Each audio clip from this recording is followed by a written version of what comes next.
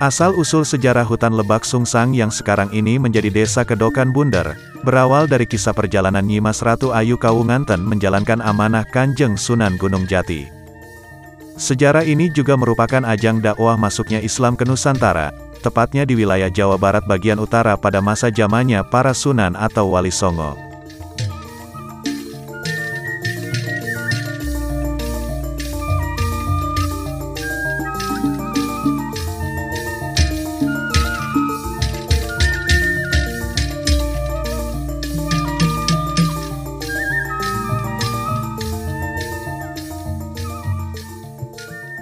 Kisah perjalanan sejarah ini, dimulai dari sejarahnya Syekh Syarif Hidayatullah atau Sunan Gunung Jati.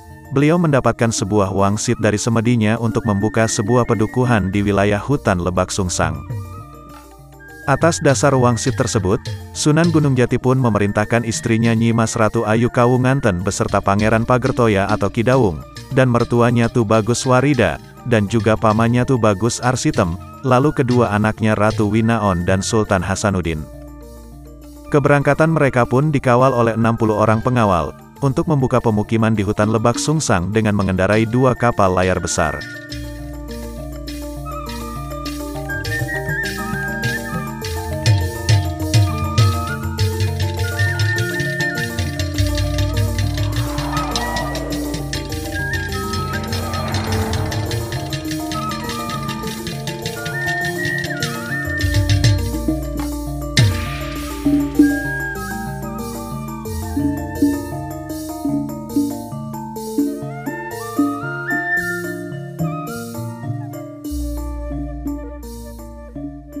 Setelah beberapa hari kemudian, tibalah rombongan Nyimas Ratu Ayu Kawunganten di wilayah pesisir Muara Ciasem Subang, hendak mencari perbekalan dan air minum, serta menanyakan informasi keberadaan wilayah hutan Lebak Sungsang.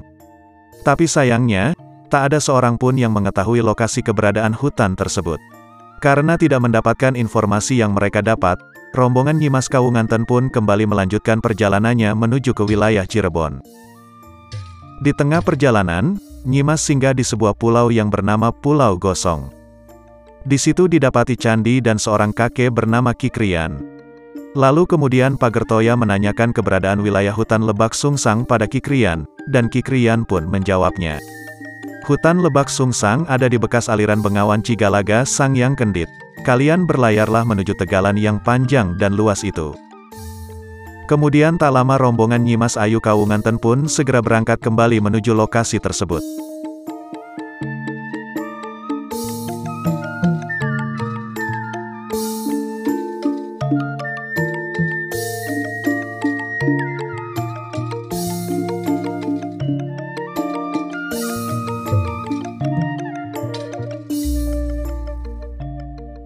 Setelah sampai di tegalan, rombongan melanjutkan dengan berjalan kaki menyusuri bekas aliran Bengawan Cigalaga menuju ke hutan Lebak Sungsang.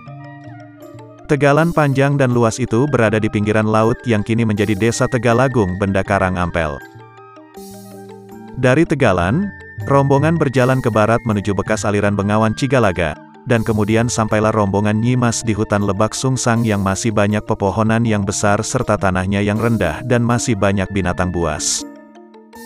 Tak lama kemudian, Nyimas Ratu Ayu Kawunganten mencari daratan yang lebih tinggi, dan membangun beberapa gubuk untuk dijadikan tempat peristirahatan.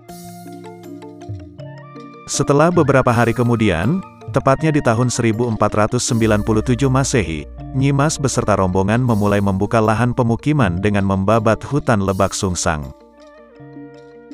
Dengan lebarnya hutan Lebak Sungsang yang penuh dengan pohon besar, mereka menebang satu pohon oleh 10 orang dalam satu hari, tidak selesai mereka menumbangkan pohon besar itu.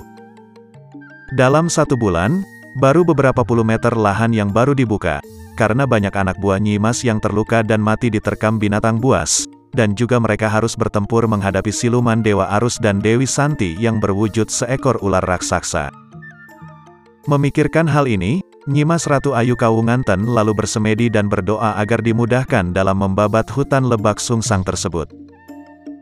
Dalam semedinya, Nyimas dianugerahkan ilham yang memerintahkan agar Nyimas menancapkan konde kancing gelungnya pada sebatang kayu besar yang sudah roboh. Berkat pertolongan Sang Maha Pencipta, kemudian terbakarlah sebatang kayu besar itu. Api tersebut terus membakar pohon-pohon di hutan Lebak Sungsang, serta hutan-hutan di daerah lainnya juga ikut terbakar, karena kobaran apinya berterbangan ke hutan Desa Jambe, Desa Bulak, Desa Tugu, bahkan sampai ke Desa Eretan Kandang Haur.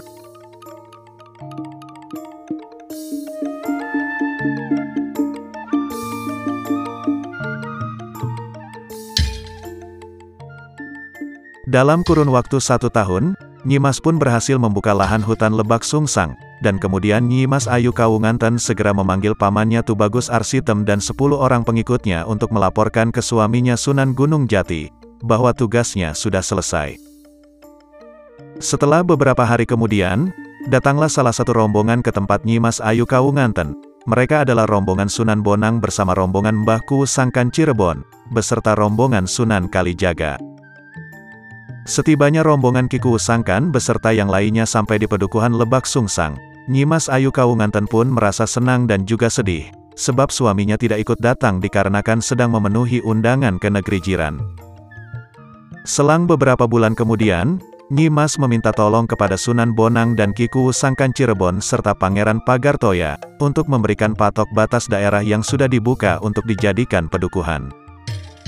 Setelah selesai memberi patok batasan, Ki Kuwu Sangkan beristirahat di sebuah tempat yang tak jauh dari gubuk Nyimas.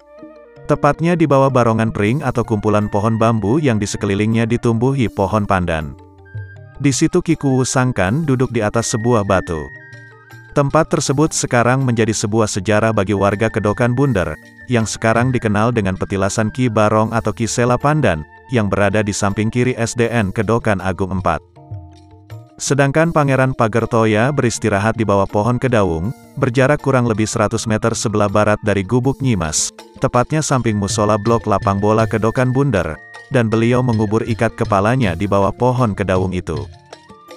Tempat peristirahatan Pangeran Pagartoya tersebut, kemudian dijadikan petilasan, yang sekarang dikenal dengan petilasan Ki Dawung.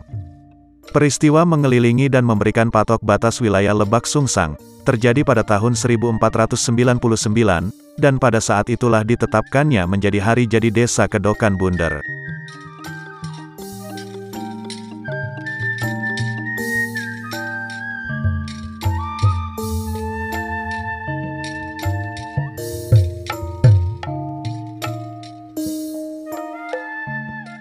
Demikian mengenai sejarah tentang hutan Lebak Sungsang, yang sekarang ini menjadi Desa Kedokan Bunder, yang bisa kami rangkum dari beberapa sumber sejarah yang kami ketahui.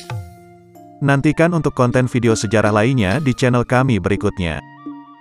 Silakan Anda subscribe terlebih dahulu tulisan dalam kolom hitam di bawah ini, dan nyalakan juga simbol notifikasi gambar loncengnya, agar Anda selalu mendapatkan pemberitahuan konten video sejarah terbaru dari channel kami selanjutnya.